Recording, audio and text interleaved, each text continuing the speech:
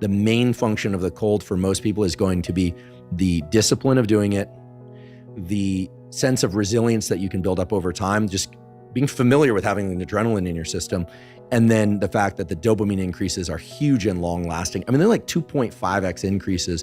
There's a colleague of mine at Stanford, Anna Lemke, who runs our dual diagnosis addiction clinic. She had a patient getting off cocaine addiction who decided to use cold ice baths as a way to kind of assist himself along the way. He wasn't getting dopamine from cocaine anymore, so he decided to get it from the ice bath.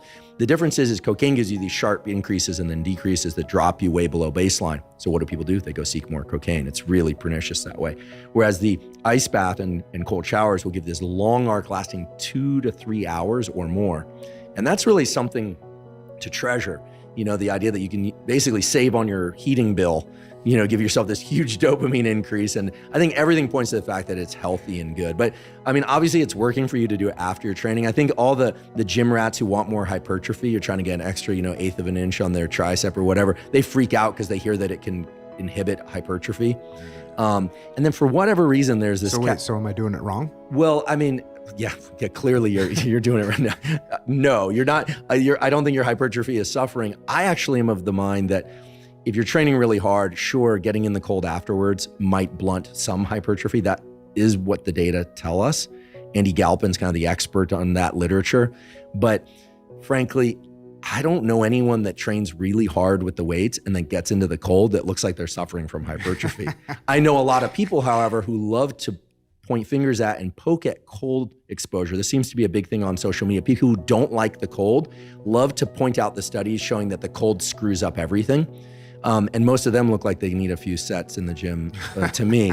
And, and I feel comfortable poking at them because I feel like all of these are just tools, right? And in any case, I'm a big fan of deliberate cold exposure, mostly for the neural effects. Again, I'm obsessing over this concept of energy. And it's something that I can't help but ask is that it is the cognitive side of this and the kind of the effects of winning and losing. So you obviously have a lot of deployments and a lot of wins, whatever in the context that meant, right? Kill the target, capture the hostage, et cetera. And then, as is the case with war, there have been some cases of losses, right? You've lost people.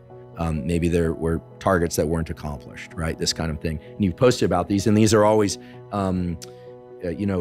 things that are hard to see, but I think it's really important that you post about people that you've lost, right? Because first of all, these people served, but second of all, that things don't always work out the way that we want, and sometimes to really catastrophic consequences.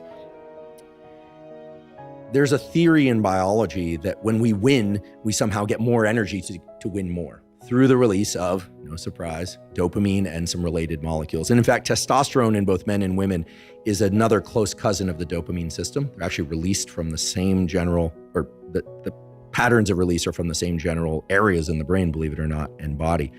But when we win, we feel like we can keep going, right? You look at the team that wins and it's like, they'll play another game. The Super Bowl winners, you imagine they're jumping up and down and they could probably play another Super Bowl. Losing, we know, can drop things like testosterone and dopamine for some period of time.